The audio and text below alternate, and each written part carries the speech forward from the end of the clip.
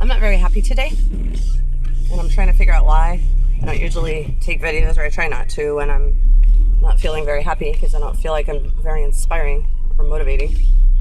So, I think a lot of it has to do with the fact that the cat's gone, and this is like really devastating Colleen, and if he doesn't come back, it's really going to devastate Stevie too.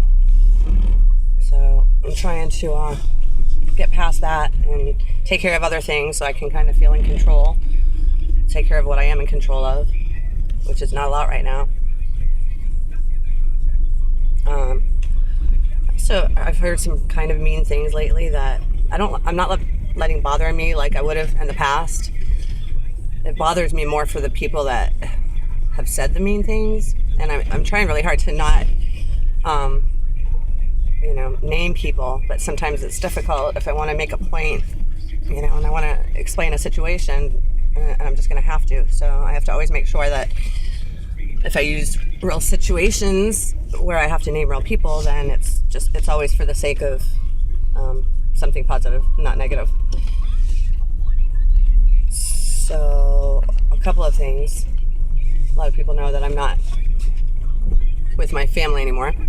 My boys and my sister and my nephew are basically the only family that I really have left. And that's cool. They're enough for me. But,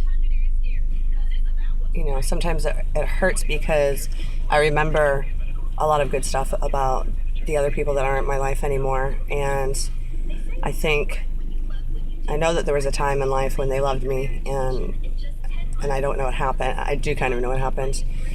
They don't know what happened. It's all in the programming. But recently, my older sister was asking about what Alex might want for Christmas, and mentioned a gift card, and said that she was going to send it to my mother's house and not to ours, because insinuated that I might take it, and that that. It bothered me at first because first of all, it's ridiculous. I would be a lot more likely to steal a gift card from somebody else so I could give it to my kid. So, they know better than that. And it makes me wonder, does she really think that? Or was she just hoping that would get back to me? I don't know. And then my mother apparently insinuated to Colleen that I might be talking bad about her to Stevie, which is also absolutely ridiculous. I mean, I have a lot of faults, so I don't understand why, if people feel the need to throw them out, why they don't use the real ones and make ones up instead.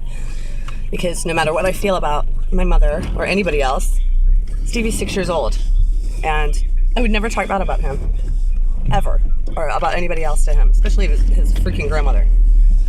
So, sometimes I think those things that people say are designed to hurt us and to get back to us, especially these particular situations. When I look back over my history with these two, that's what it's always been. I don't go by what people say anymore, or even what they do necessarily. I go by the influence that they've had in my life all along. If it's always been a painful relationship for some reason, if you're always being made to feel bad, even when you're not doing bad, if you're always being made to question yourself and the people around you or their love, then there's something wrong. There's just something wrong there. So I'm not letting those things bother me as far as hurting my ego, because I know that they're not true. And once you have control of your ego, then you can deal with a lot more stuff like that. But what really kind of bothers me still is the fact that they either think that way, they really think that way, or they just want me to think that they do. I don't know which one is worse, actually. But, the best thing to do with people like that is just to make sure that they're not in your life. I've tried many, many times. We've all made our mistakes, but I'm not going to deal with stuff like that anymore. I'm just going to keep the bad influences out and hang around with the people who really do know who I am, really do love me, who I don't have to question all the time.